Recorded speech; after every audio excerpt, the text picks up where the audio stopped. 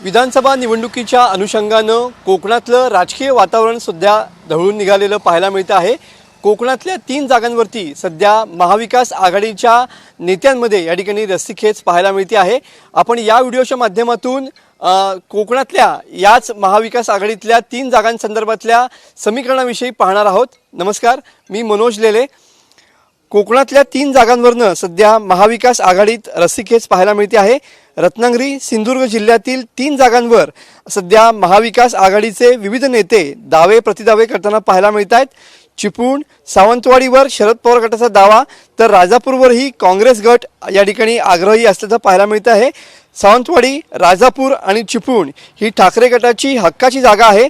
जागा सोडून घेऊ असं आश्वासन काँग्रेस आणि शरद पवार गटाच्या वरिष्ठ नेत्यांनी या ठिकाणी स्थानिक नेत्यांना दिलेलं पाहायला मिळतं आहे। अजित पवार गटाचे राष्ट्रवादीचे आमदार असलेल्या चिपळूणच्या जागेसाठी सुद्धा ठाकरे गट या ठिकाणी आग्रही असलेला पाहायला मिळतोय।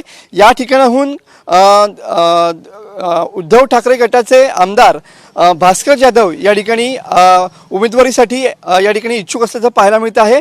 चिपळूण विधानसभेच्या जागेवरनं शरद पवार गटाचे प्रशांत यादव आणि भास्कर जाधव यांच्यामध्ये सुद्धा या ठिकाणी रस्सीखेच असलेली पाहायला मिळते आहे।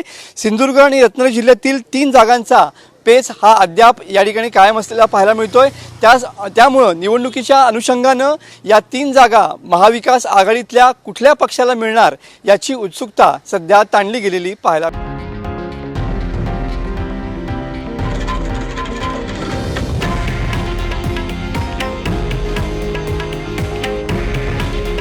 हे आहे देशातील नंबर 1 न्यूज नेटवर्क आणि आपण पाहत आहात TV9 मराठी।